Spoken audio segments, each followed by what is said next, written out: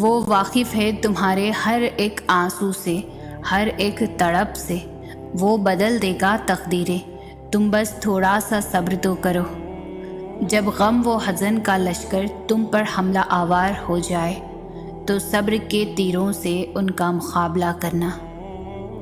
تہجد وہ معجزہ ہے جس کا کوئی اختتام نہیں، تم بس ملنے کا یقین رکھو، کیسے ملے گا یہ سوچنا تمہارا کام نہیں۔ اللہ سے مانگنے کے بعد ناممکن کے گمان نہیں رکھتے، مانگنے کے طریقے سکھا کر جو تمہیں کب سے سن رہا ہے وہ تو جان لو کہ ہر کسی سے وہ اتنے رابطے نہیں رکھتا۔ قبولیت کے سحر بھی تب بے حد نزدیک ہوتے ہیں جب قبولیت کا یقین دل میں ڈال دیا جاتا ہے، اور یقین کے راستوں سے واپس نہیں پلٹتے، کیونکہ یہ سیدھا وہاں جاتے ہیں جہاں اللہ کا کن صداؤں کے انتظار میں ہوتا ہے۔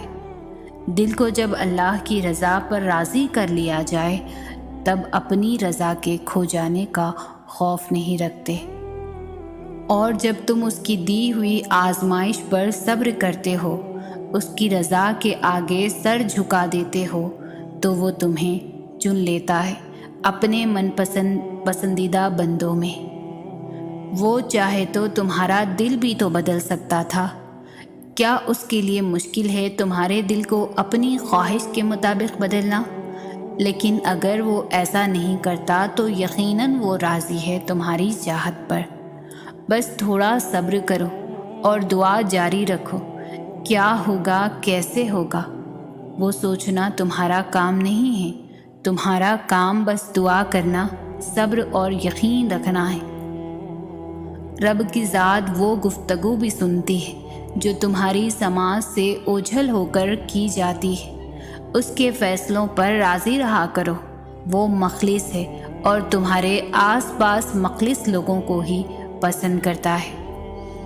صبر کرو وہاں بھی جہاں صبر کرنا مشکل لگے، اور توکل رکھو اللہ پر، پھر دیکھو اللہ تمہارے لیے کیسے بند دروازے کھولتا ہے، کیسے ناممکن کو ممکن بناتا ہے۔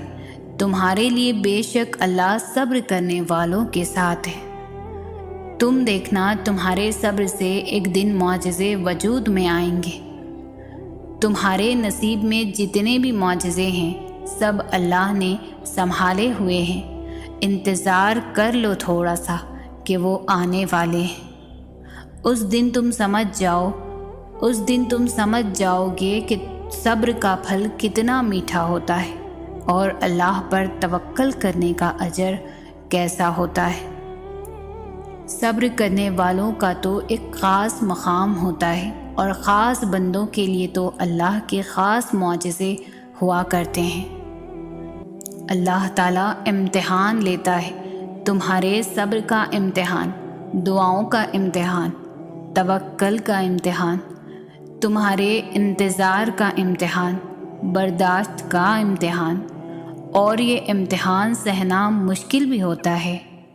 کبھی کبھی ہم تکلیف برداشت نہیں کر پاتے اور اپنی دعاؤں پر توکل کرنا چھوڑ دیتے ہیں، درد سہنا مشکل ہو جاتا ہے، طویل انتظار دل کو تھکا دیتا ہے، مگر اللہ تعالیٰ کا امتحان تکلیف دینے کے لیے نہیں ہوتا۔ غور کرو تو پتہ چلے گا کہ جب تم اس امتحان میں نہیں تھے تب تم اللہ سے اتنا قریب نہیں تھے جتنا اس درد نے تمہیں اللہ کے مزید قریب کر دیا ہے۔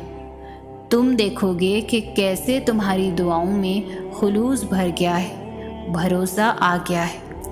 یہ امتحان تمہارے دل و دماغ پر پڑی درد کی اس دھن کو آہستہ آہستہ مٹا دے گا، اور شاید یہ راستہ ہو جو اللہ نے بنایا ہو تمہیں اپنے طرف لے کر آنے کا۔